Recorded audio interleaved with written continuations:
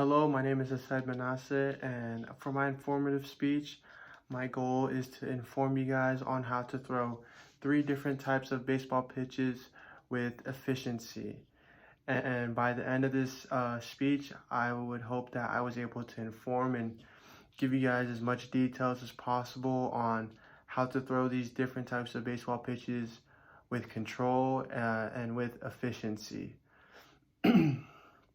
Now, with throwing these different types of baseball pitches, it requires hand placement on the baseball, certain wrist placements, certain grips, and knowing the movement and the velocity of each pitch. Now, these different pitches and movement gives the pitchers advantages in baseball to deceive and perceive the hitter and just make it harder on them to make contact with this baseball.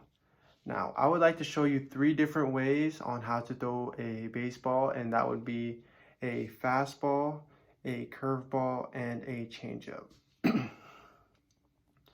Now, throwing these different types of pitches efficiently requires the right grip, hand placement, knowing the movement of your pitch, and the proper hand speed and wrist placement when throwing these different types of pitches. Now, it can be very hard and tricky at times, but with a lot of practice and just continue to get the feel, you will continue to gain control each and every time you throw the baseball. So, diving right into this, the first step to throwing these different types of pitches is having the right grip on the baseball. Now, here we have our baseball, and I would like to start off with the fastball. Now, with the fastball, you'll be using 3 main fingers, which is your pointer finger, your middle finger, and your thumb. Now, as you can see the baseball right here, we grab our pointer and our middle finger, and we're going to make it perpendicular to these 2 seams right here that's kind of shaped like a horseshoe, and we're going to place it right there. Now, for the thumb, we usually put it underneath. It doesn't really matter underneath where, just at a very comfortable spot, and it will really just help with control. Now, moving on to the curveball, we will be using these 3 main fingers again, but in this case, these 2 pointer and the middle fingers will stay connected throughout this for this grip, and you will be using the thumb as well. So it is a little bit different than the fastball. So we have our 2 fingers connected right here, and we're going to put them along this seam right here.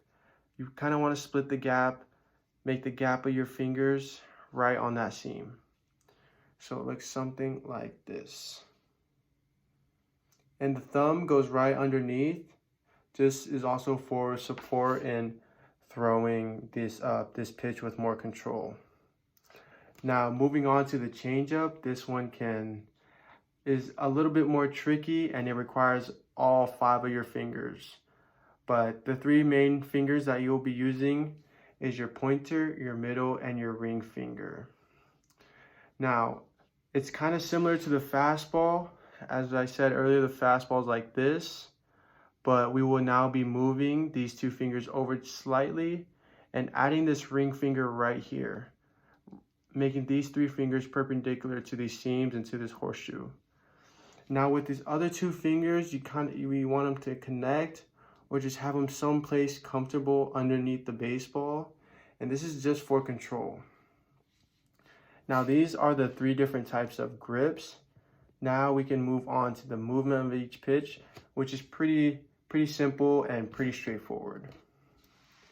So with the fastball, like I said, this is this pitch will be straight as an arrow. There's no really much movement with this pitch, whether it's vertical or horizontal.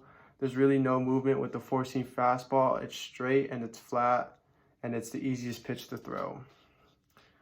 Now, moving on to the curveball, as I remember, the grip is like this, like I said earlier, and the movement of this pitch is a 12-6 action. So we start at the 12 and it drops down to a 6. So it'll just come in and it'll just gradually drop, whether it drops into the strike zone or into the dirt. the curveball will always have a 12-6 action when pitched correctly. Now, moving on to the changeup. The changeup is sort of similar to the fastball. Just there is a couple differences. It is a little bit slower, and there is a slight drop to it, but it also moves slightly horizontally to the right. So the changeup will have a slight drop and have a little bit of movement to the right horizontally. And I will explain later on why it does that. I will show you the wrist placement. So now that we've learned the grip and the movement of each pitch, now we can put the last part together, which is the velocity of each pitch and the wrist placement of each pitch, which is a key factor. Now moving on, starting with the fastball, this pitch has the most velocity, it has the less movement, and usually with pitches, the less the movement, the more velocity the pitch has. So this pitch is usually 7 to 10 miles per hour faster than the curveball, mainly the curveball, but it can also be up there with the changeup as well. And the wrist placement for this is probably the easiest. The wrist placement is right behind the baseball, just like this. It's pretty straight, pretty aligned, nothing too complicated, and that is throwing the fastball. You're just throwing it right, just like that. Now, moving on to the curveball, this has a little bit of a different wrist placement because the movement, like I said, makes a 12-6 action, and this is the slowest out of the 3 pitches. Now, like I said, the grip is right here, and the wrist placement will be on the right side of the baseball. Now, with it being on the right side of the baseball, when we throw it, it'll stay on the right side of the baseball the whole time. And this is what really creates the 12-6 action. Now, this pitch is around 8 to 10 miles per hour slower than the fastball. And it is the slowest out of the 3 pitches. Now, moving on to the changeup, this is probably the trickiest, like I said earlier. Like I said, with the grip, we have our 3 fingers right there on top and the 2 fingers on the bottom. Now, with the velocity, since it doesn't have the most movement and it doesn't have the less movement, the velocity is going to be right in the middle. It's going to be a couple miles per hour slower than the fastball, but then a couple miles per hour faster than the curveball. Now, the wrist placement is what really makes it really tricky. So when throwing this pitch, we want to keep our wrist, and as we're throwing the pitch, the wrist will begin to gradually pronate when throwing this pitch.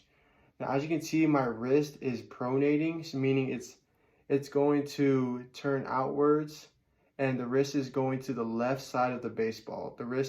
The goal is to feel the wrist go to the left side of the baseball, as you can see here. So this is what creates that movement.